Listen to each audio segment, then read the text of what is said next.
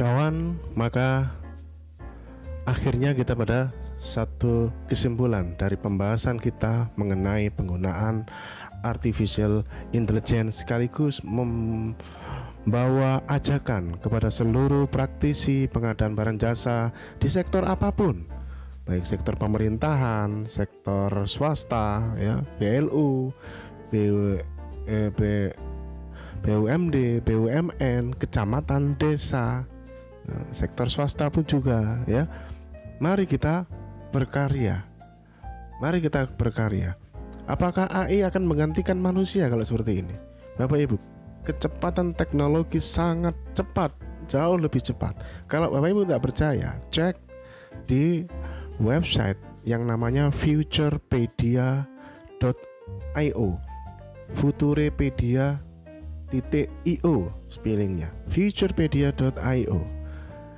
Hampir setiap hari ada aplikasi AI yang baru, hampir setiap hari, yang memang dihadirkan untuk membantu pekerjaan kita, sehingga mempercepat kita mengambil keputusan, membuat kebijakan, membuat strategi, membuat keputusan, sehingga artificial intelligence membawa kepada dunia yang baru, di mana kita lebih berfokus kepada inovasi.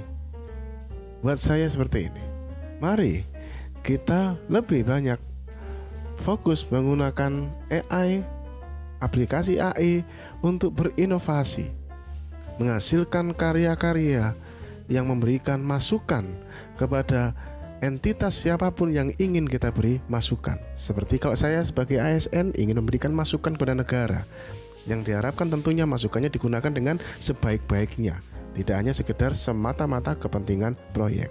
Sehingga saya banyak sekali menulis AI dengan dibantu berkolaborasi dengan AI terkait identifikasi kebutuhan yang menyajikan berbagai informasi, di mana kita menentukan spesifikasi, bagaimana caranya sesuai dengan apa yang dibutuhkan, bukan apa yang diinginkan.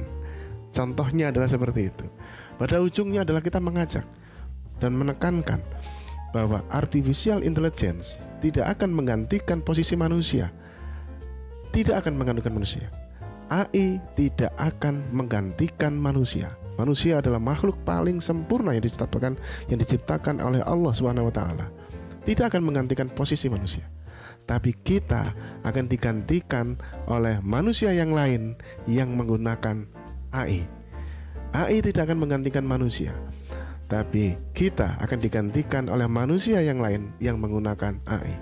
Bapak Ibu, karena AI memaksa cara bekerja kita yang berbasis input dan proses menjadi lebih berbasis output. Kita mengoptimalkan justru penggunaan input dan proses itu sebagai database yang kita masukkan ke dalam aplikasi AI, untuk kemudian dibantu dan diolah oleh AI untuk bisa memberikan masukan-masukan, alternatif-alternatif strategi, kebijakan, regulasi, rekomendasi, dan apapun yang akan kita butuhkan di bidang kita masing-masing, sehingga akan membantu kita di sektor pengadaan barang jasa untuk bisa jauh lebih berinovasi. Rekan-rekan semuanya, selalu ada, kalau setiap kali ada perkembangan teknologi, selalu akan ada dua respon, ya.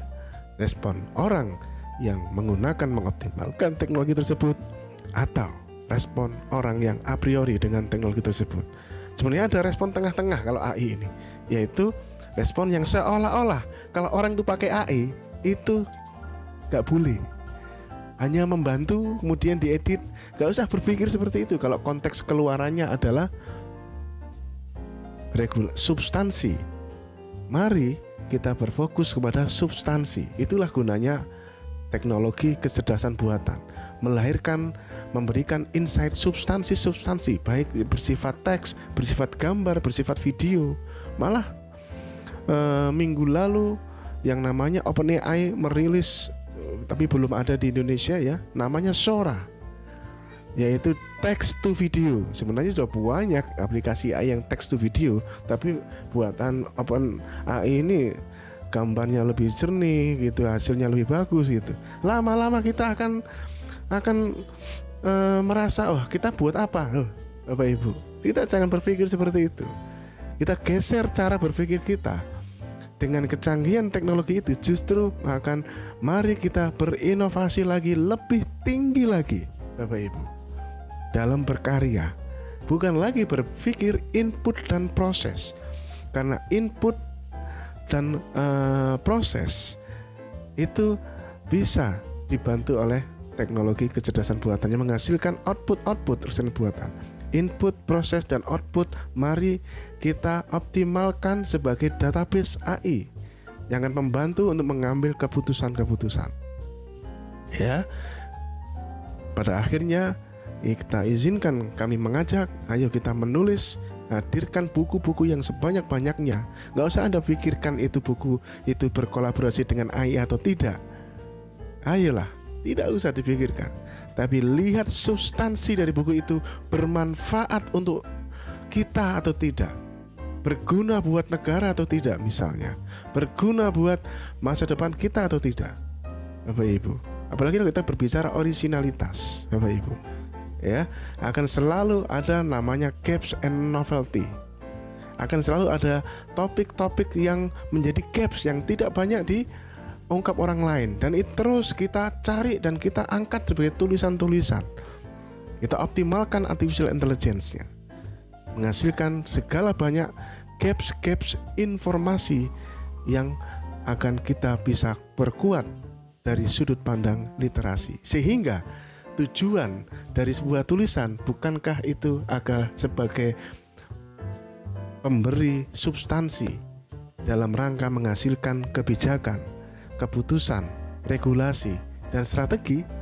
Bukan kita berpikir, oh ini Turnitin 50%, Turnitin 20%, AI detection 90%, AI detection. Bukan seperti itu. Ayo kita ke substansinya, bermanfaat atau tidak untuk masyarakat. Itu yang mesti kita tes, ya. Itu yang mesti kita nilai sebuah karya. Bukan lagi prosesnya itu berkolaborasi dengan AI atau tidak.